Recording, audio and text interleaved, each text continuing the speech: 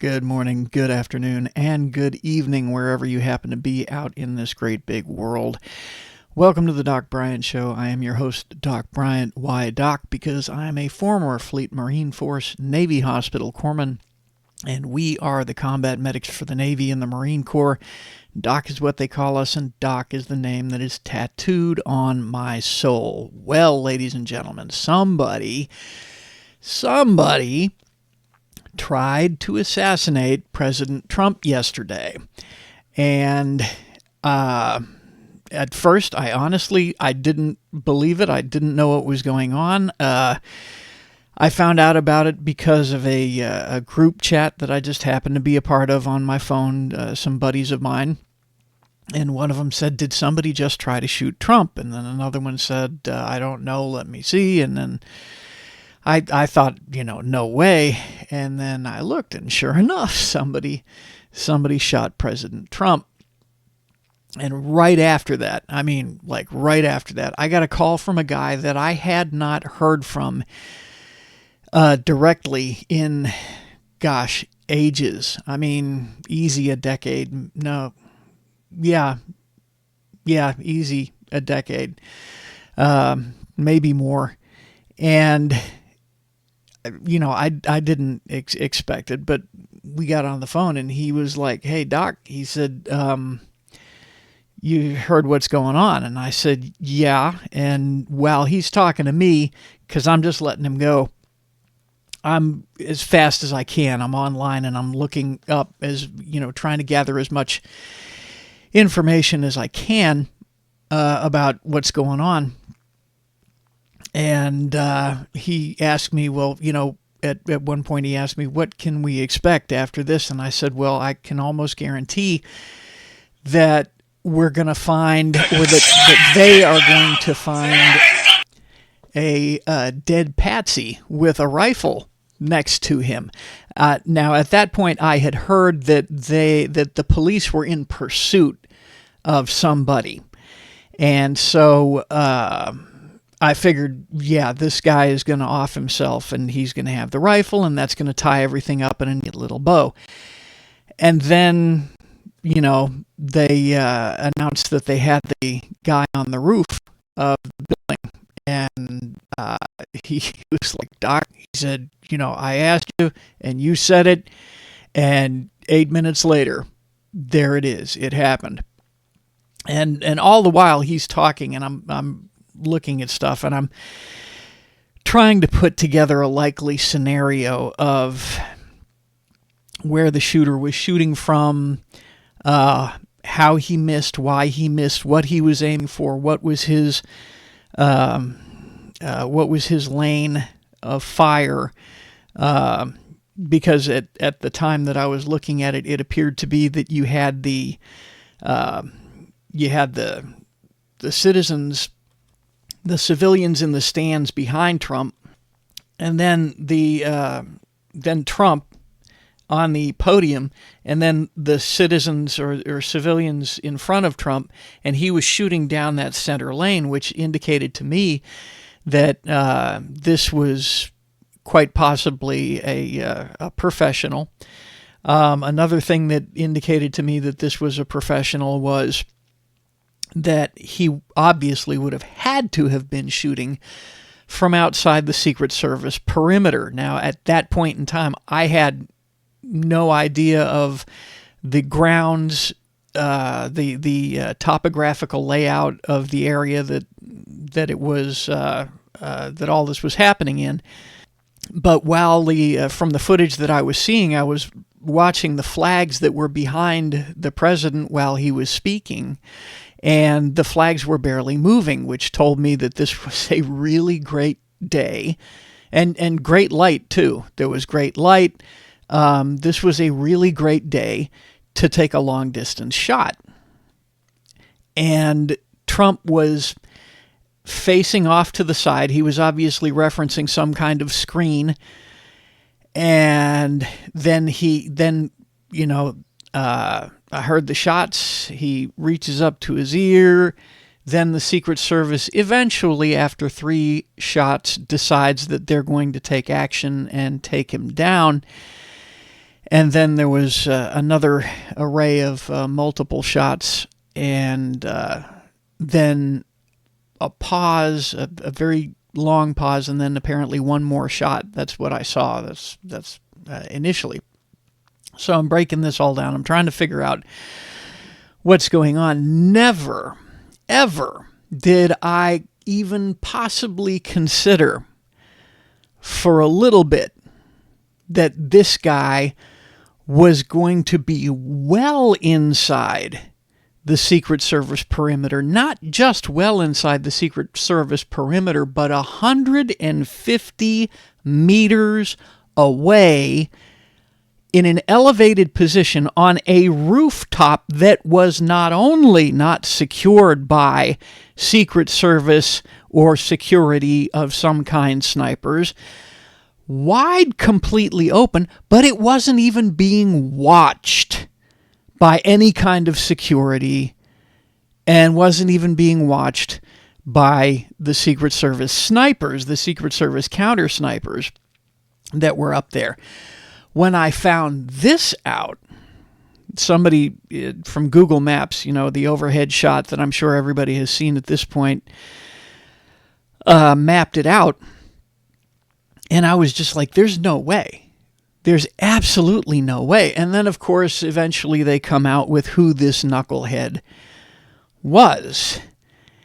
And this was custom made. This was right out of the Lee Harvey Oswald playbook. Your lone shooter.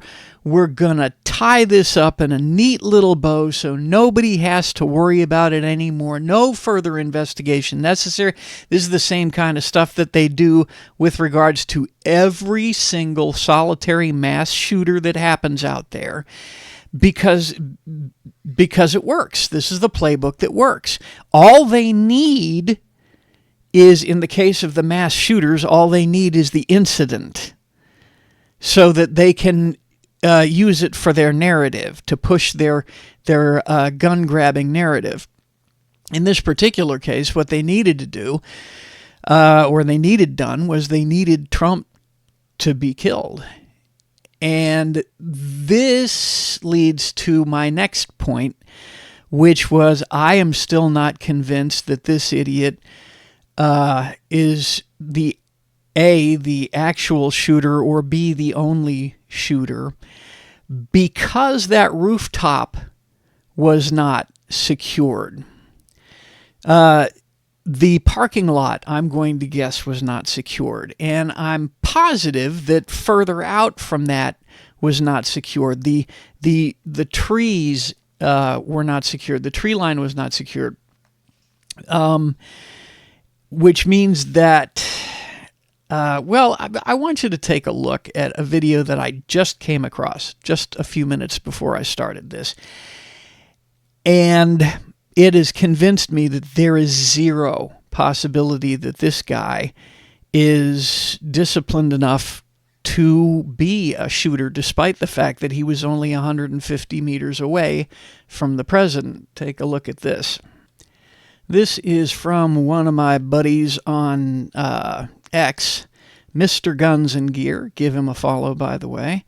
And this, reportedly anyway, is our Thomas Matthew Crooks. Also, I'm just curious why all of these motherfuckers always use, or they always give these guys, or refer to these guys by all three of their names. Does it have something to do with the parental thing, where you know you're in trouble if your parents use your middle name?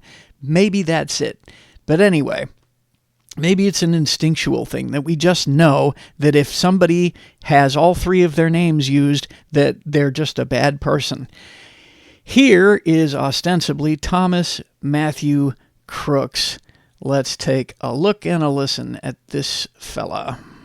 Slash his throat! Every fucking Republican! Suck my fucking balls! Say that one more time. Slash Republican throats! Slash fascist throats! Death to fashion! Have a good one. And, I mean, there you heard it, folks. this is not a sane individual. How we got here, how the worm tongue media has been able to infect minds like this, to twist people's minds, not just the worm tongue media, but also the public education system and the university system, the so-called higher education system, has been able to twist minds like this, is a totally other conversation. Suffice it to say, that's what has been going on. And it's been going on for a very long time now, that they have been mass grooming these individuals for violence against their political enemies. And to reference the mass shootings again, they have been using them to some level of effect on an individual type of basis. And in this particular instance, however, I think that he was recruited the same way as a mass shooter is. I think that he was equipped in the same way that a mass shooter is. I think that he was given access to the venue by somebody on the inside. And if it is not one corrupt individual, I firmly believe that it is a corrupt systemic or a corrupt systemic problem in this particular instance. I believe that he was even told, you're going to get 3 shots. We'll give you 3 shots. And then they probably told him, and then, we've got an escape for you set up so that you can get away. Folks, if by the way, you are ever approached by anybody who is suggesting this kind of action to you and telling you, oh, we'll help you out and we'll get you in and we'll get you access and we'll equip you and this is going to be your exit, there is no exit. Ladies and gentlemen, there is no exit. They're going to ice you.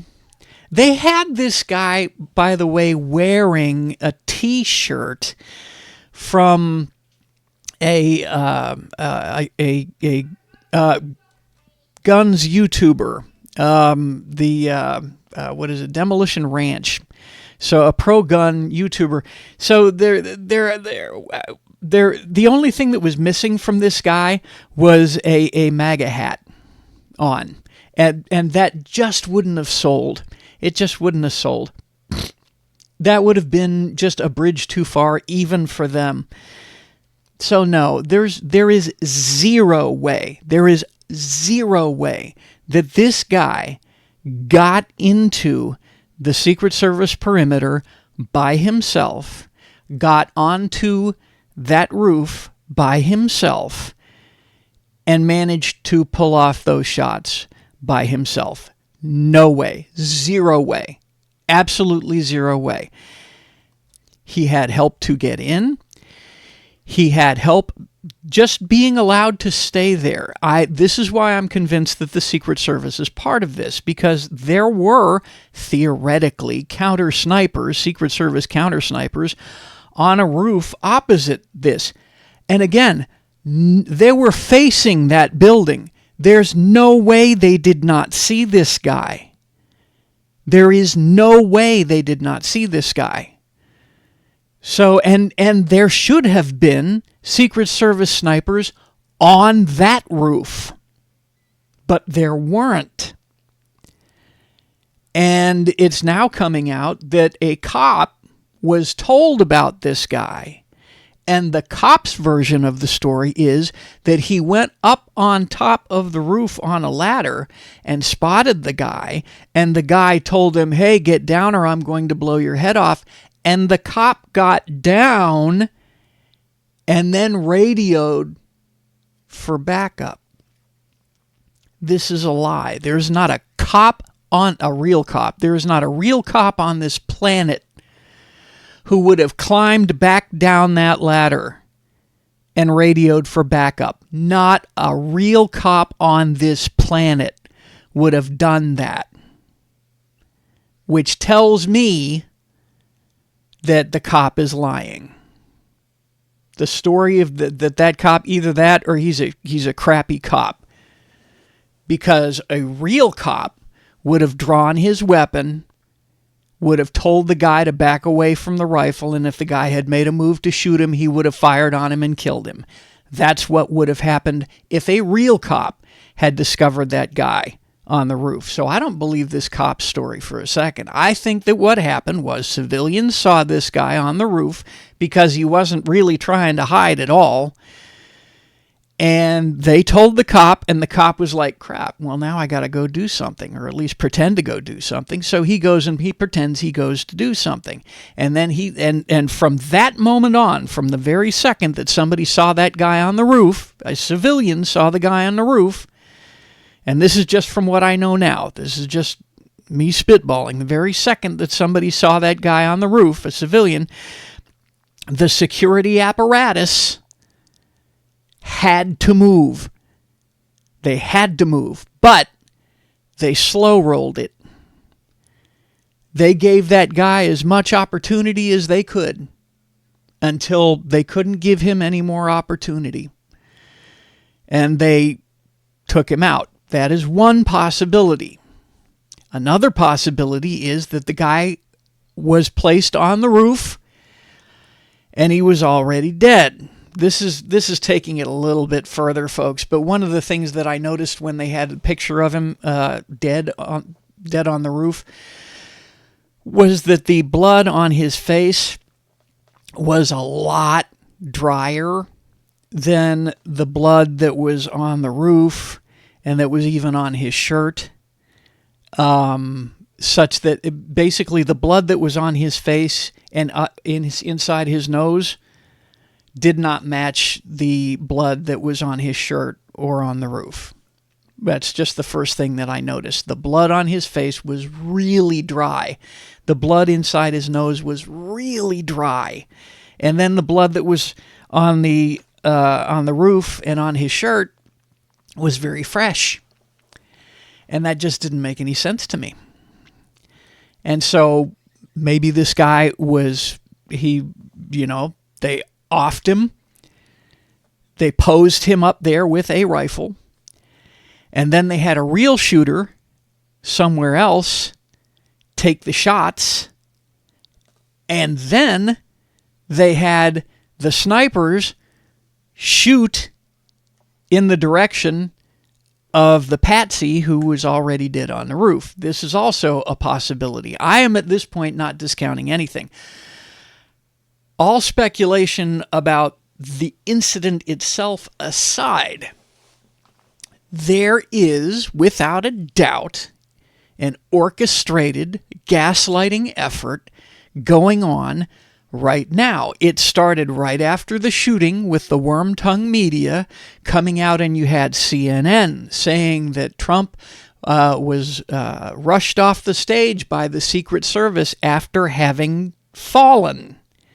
Then you had MSNBC saying something along the lines of Trump was left early because he was spooked by loud noises. This is North Korea levels of propaganda, ladies and gentlemen.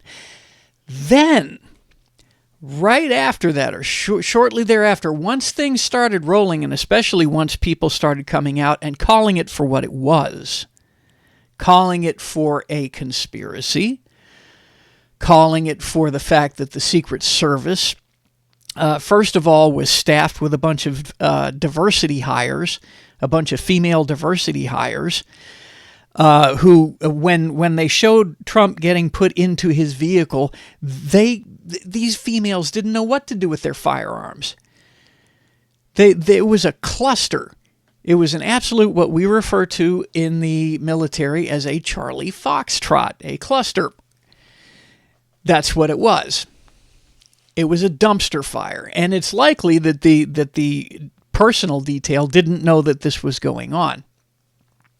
Then we get reports coming out that Trump had requested, or the Trump campaign had requested, additional Secret Service protection, and that Alejandro Mayorkas denied it. The Department of Homeland Security denied it.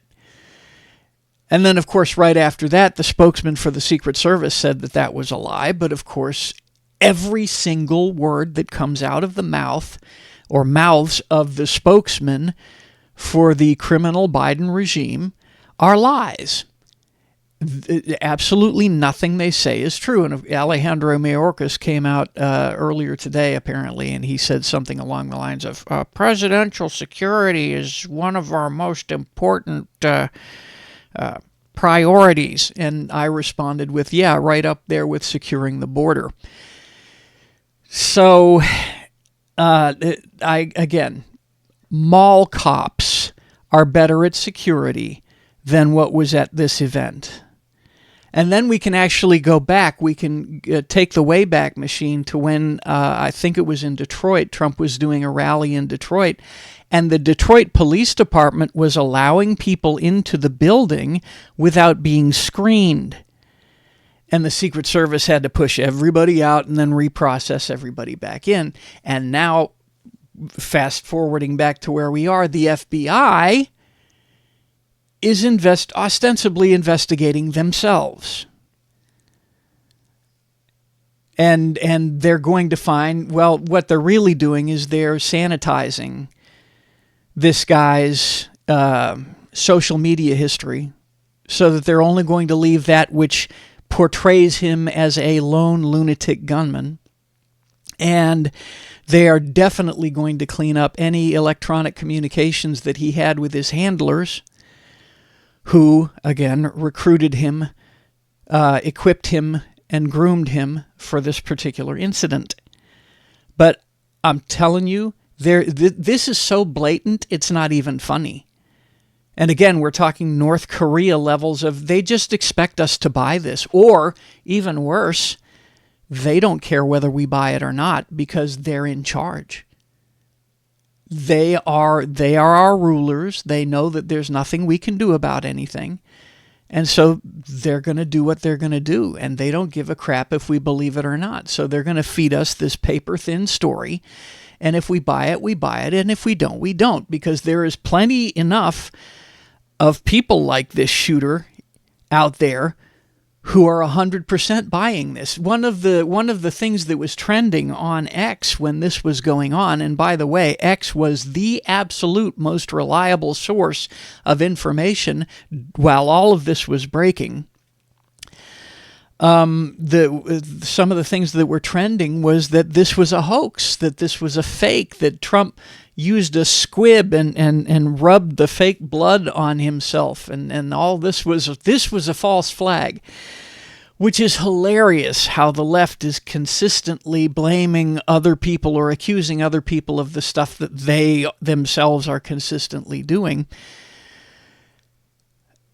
with false flag events. And kudos to Trump. A little bit of an aside. After he got fixed up at the hospital, he went out and he showed up at the UFC event, and the crowds went wild. They went absolutely nuts. Now, to the gaslighting that was going on, and that is still going on, by the way, on X. I told you folks that my brain sees patterns. I spot patterns really easily, and I spotted a pattern on X coming from two different groups that are theoretically on opposite sides of the aisle, but as we all know, they're actually working together. They're on the same team. They just pretend to be on opposite sides of the aisle. Those groups are the Democrat / Never Trumpers, and then the so-called Republicans that are actually rhinos or Diablos, as I like to refer to them, Democrats in all but label. These folks were given a script to use so that their phrasing was blanketing X and blanketing other social media, I'm sure, and repeated over and over and over again, so that we hear it over and over and over again and start to believe it. That's the idea. for the Democrats and from the Democrats, I started seeing the phrase political violence, violence in politics, over and over and over again. We cannot accept political violence. Political violence is unacceptable, over and over and over again, from all of these people. Nobody ever, by the way, none of them ever used the term assassination attempt. Just the words political violence, political violence. That was coming from the Democrats and never Trumpers. Political violence is unacceptable. Political violence is unacceptable. Therefore, decrying political violence while at the same time not decrying political violence, or not decrying the assassination attempt, and painting the picture that this was a lone gunman type of, this was just a lunatic nutbag, and pretty soon we're going to release video of this nutbag saying lunatic crazy things, and he just happened to be able to get inside the Secret Service cordon and get onto a roof that was conveniently not being watched or manned by the Secret Service. And so, but it's just nothing to see here, folks. Let me tell you what the actual message from the left, from the deep state, from the Democrats, and the rhinos, quite frankly, really is. That message is, sorry we missed you, we'll try again tomorrow. That's their actual message.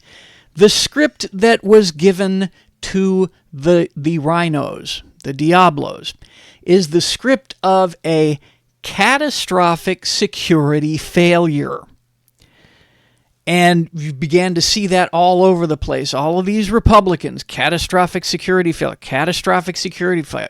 unacceptable catastrophic security failure. And along with that, you saw, the head of the Secret Service needs to immediately resign. The head of the Secret Service, by the way, who has zero security background. Zero. She was a CEO of Pepsi. And she is now the head of the Secret Service. I want to bring this up. She would not be in that position unless she had been confirmed by the Senate, which means all of these Republican senators that are coming out, like Josh Hawley, I think that's his name, Josh, Senator Hawley of Missouri, is saying, we need to have an investigation. We're going to have an investigation. He even wrote a strongly worded letter, folks. He wrote a strongly worded letter, and they're going to have an investigation, and they're going to call this woman from PepsiCo's Secret Service to come and talk to us, and we're going to investigate her, and we're going to call for her resignation. Yeah. And the same thing is coming out of the House, too. We're going to investigate this. We're going to have lots of investigations all over the place and hearings on top of hearings and investigations. Nothing's going to happen. Not a doggone thing is going to happen, folks, but they will investigate the living crap out of this, or they won't. They'll just have her come down, and they'll, swear her in, but it won't mean anything. And then, you need to resign. I just want to point out, by the way, that Alejandro Mayorkas is still where he is, despite the fact that they've been calling for his resignation forever. And they've still refused to impeach this guy. They still absolutely refuse to impeach this guy. And this guy's a traitor. So I pointed out on X, and I'm going to say it here as well, that all of this garbage from these Republicans, these rhinos, these Diablos that's out there, we need to hold people accountable and have these investigations and stuff. These are people, and I am pointing directly at the Christian Speaker of the House, Mike Johnson. These are people who could have defunded this criminal regime. They come out and they say, oh, we have evidence of criminality on the part of Joe Biden, despite the fact that they refuse to impeach him. And they haven't done anything about it. Oh, well, we held hearings and stuff. There was lots of hearings. They could, according to the Constitution of the United States, checks and balances, folks, they could defund this criminal regime. But they didn't. Let's take it to the Senate. These spending bills, let's say it makes it through the Christian Mike Speaker's House and gets to the Senate. Not a single one of the senators on the Republican side have filibustered any of these spending bills to make sure that they don't make it to the president's desk. No, instead, the Republicans have been funding every single solitary thing that the Biden criminal regime has wanted from the very beginning. Hell, they were the ones that put him into power in the first place. They were the ones who accepted the very questionable electors that came out of Georgia, that came out of Arizona, and various other places that should not have been accepted, or at the very least should have been investigated. No, they're the ones that are responsible for Biden being where he is. They are the ones responsible for Biden being allowed to do what he does. And, as I pointed out previously, little Miss PepsiCo's Secret Service never would have had her position unless she was confirmed by the Senate. These guys are confirming not only these idiots that are in various positions in the three-letter agencies, such that they can be weaponized against Trump and against we the people, more to the point, but they are also allowing judges that they know to be anti-constitutional, anti-American activist judges, communist, hardline judges whose only desire is to bring about the collapse of the United States of America from within.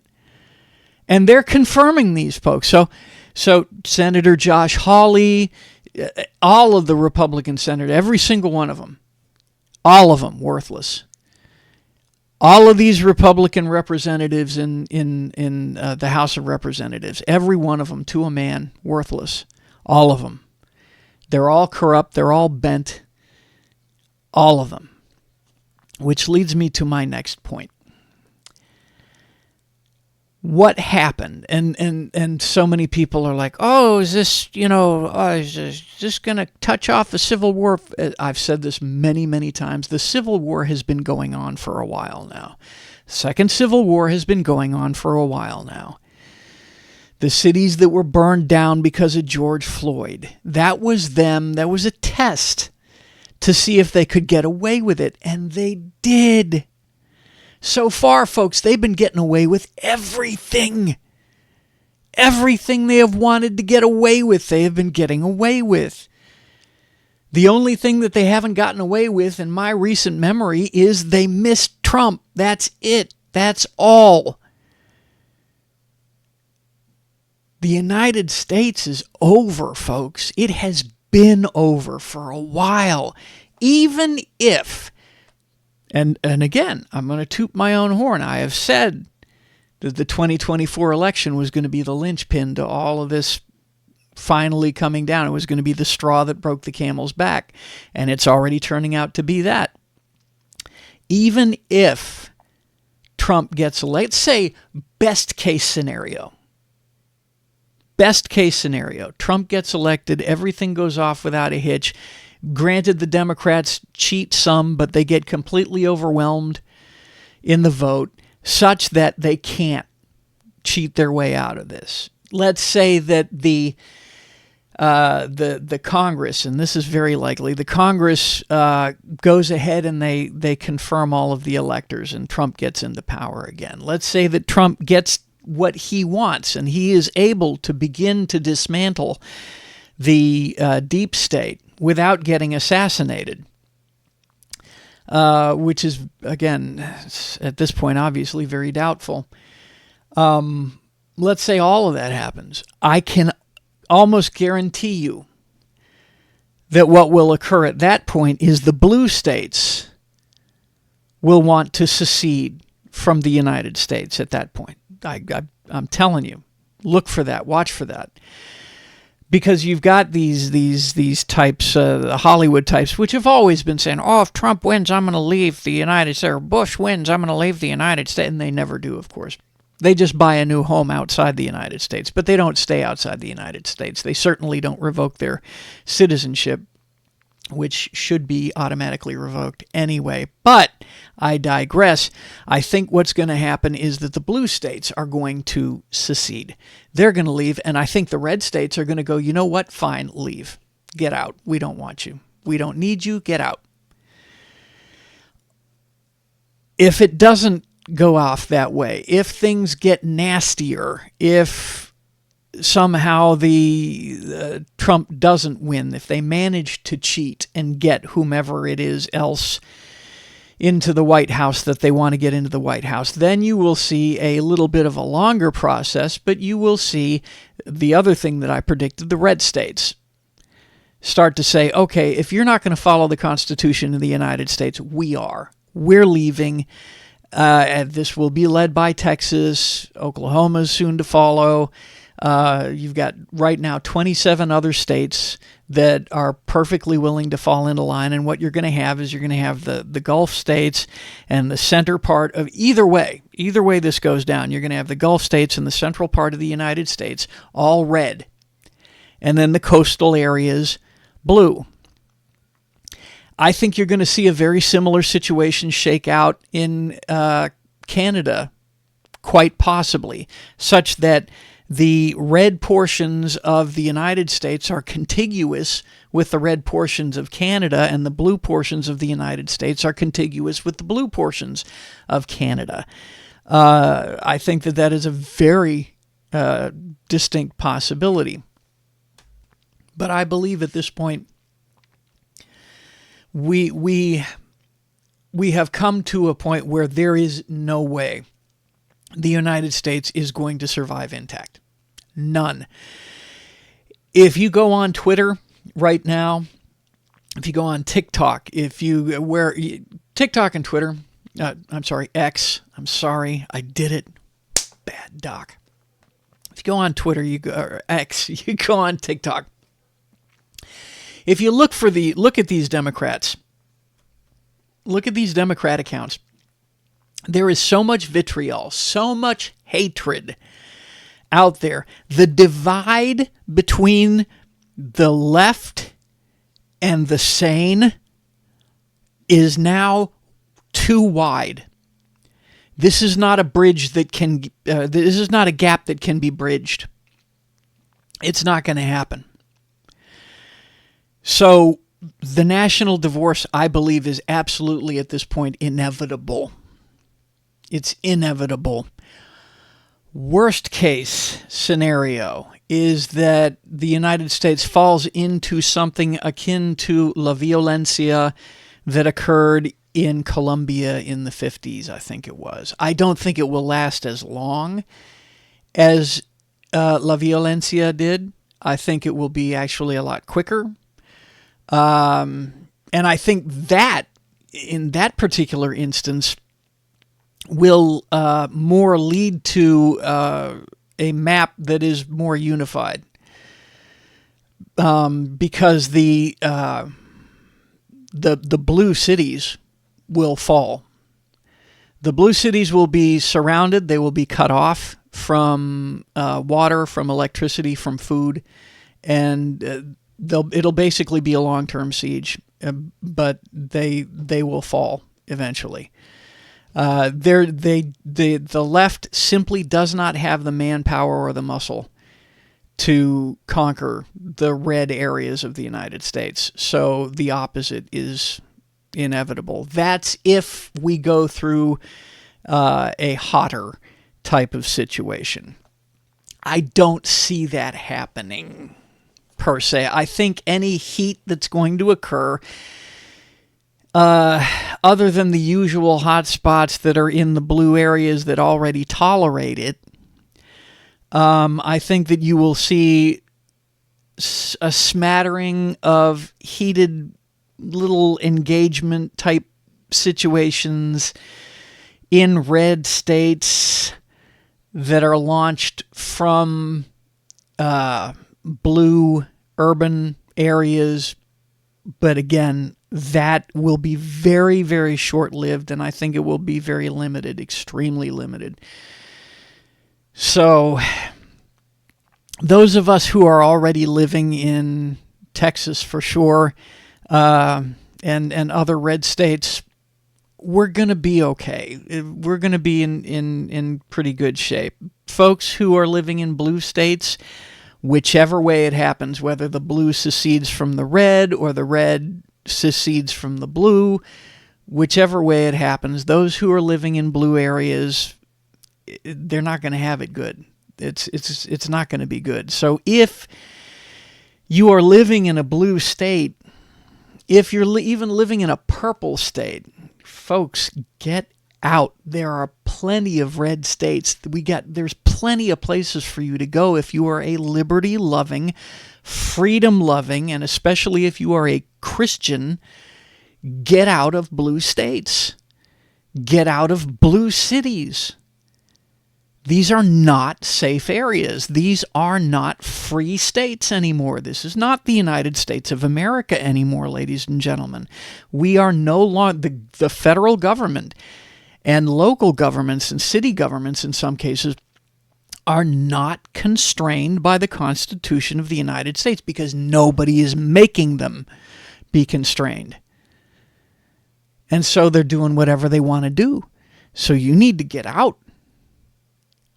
And if you don't, if you choose to stay, and for those who are currently staying, you're going to get what you're going to get.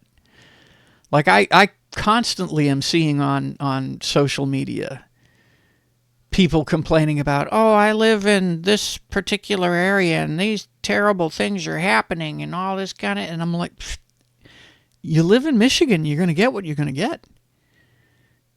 You live in Illinois, you're going to get what you're going to get. If you live in California, you're going to get what you're going to get. The only person you have to blame is yourself because you're staying. Oh, this is my home. Your home. Leave. Home is where you hang your hat. Home is where you sit your butt.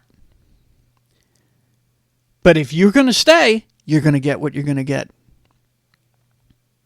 And if you're currently staying, you're going to get what you're going to get. So that's my rant on that particular issue. One final thing on the gaslighting that has been going on social media. The House Republicans put a nice little cherry on top of this shit Sunday by saying, America unite. Let me see if I can find it, just so that you know I'm not kidding. Yeah, here it is. There you go. Oh, unite, America. I responded, of course, with you can't unite with people who want to kill you. That is a fact, ladies and gentlemen. But this is more to the point. Also, in an additional response that I did with regards to that, this is the pinnacle. This is the end stage of their gaslighting campaign. And the message is, okay, we had this terrible thing. Somebody tried to kill Trump, whatever. Okay, let's move on. Let's move on, all of you goldfish who don't have any kind of attention span. And let's move on to the business of taking care of the people of the United States of America. We must unite together and so on and so forth. That's the message. What it really means is, okay, we missed. It's over. We're going to go back to business as usual on Monday. You all need to behave yourselves and start making nice with those of us who tried to murder your president. Okay, while I was looking for that other tweet, I just found at least a picture of and what looks like some video of the Thomas Matthew Crooks fellow crawling on top of that roof. So it appears that he was alive at some point when he was up on that roof. So they didn't just dump a dead body on there, apparently. Either way, folks, things are fixing to get really, really interesting. Oh, yes, one more thing. First, I am not above saying I told you all so, and I told you all so. Not only me, but Tucker Carlson has been saying this for a while. I've been saying this for a while. They have failed to stop Trump at every turn, including now their lawfare. Their lawfare has been lawfare. And so this was all they got left. All they got left is an assassination attempt, and that's what they tried, and they missed. Praise God. And don't count God out of this, because the only reason that Trump is alive at this point is because of God. That 150 meters is nothing, folks. That is literally a stone's throw away. I don't see how this guy missed that shot. Honest to Pete, I could have made that shot with my eyes closed from 150 meters.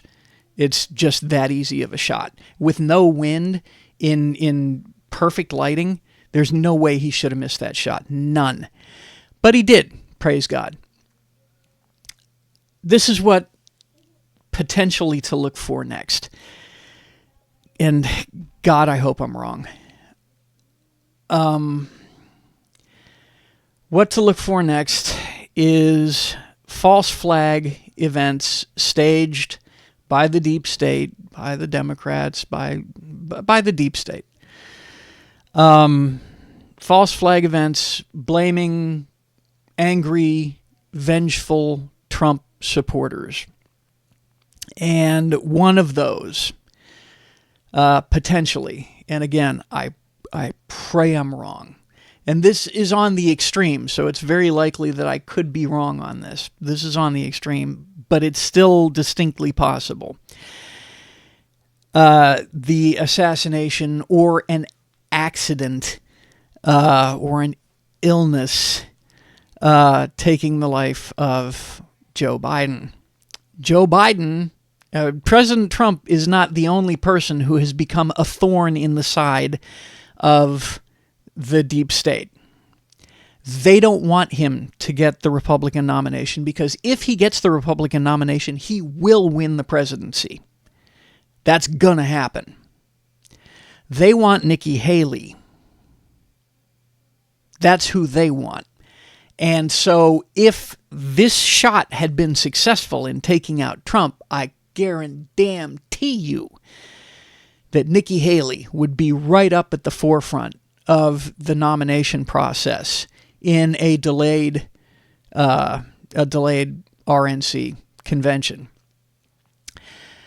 However, the other thorn in the deep state side is Joe Biden, because Jill Biden is refusing to allow her husband to step down, which begs the possibility of something happening to Jill Biden. Because if Jill's gone, Joe will do whatever he's told.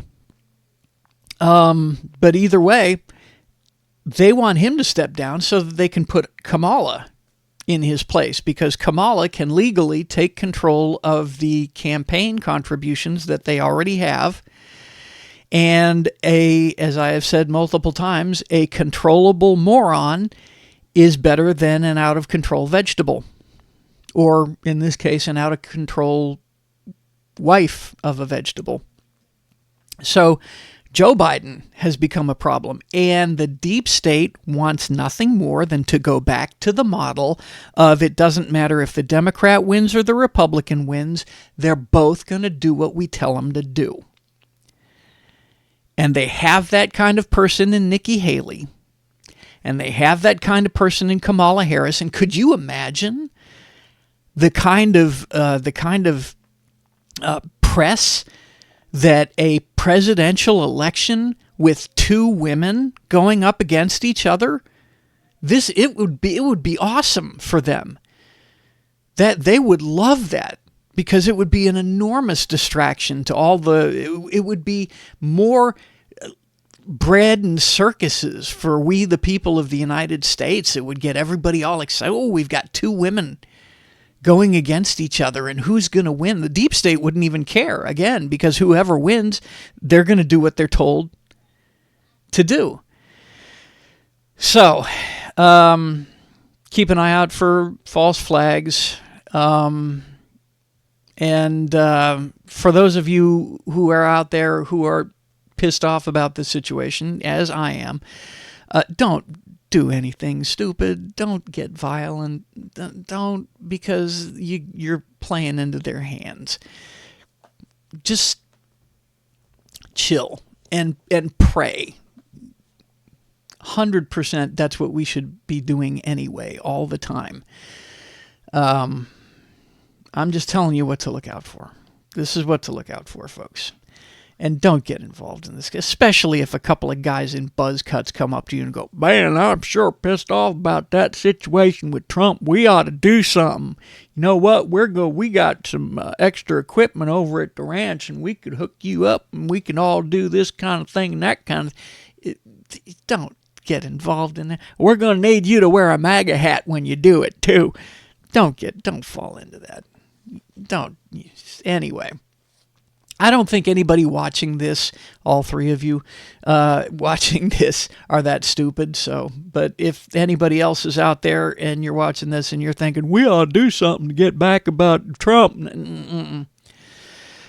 No, our best revenge is success. Our best revenge is winning.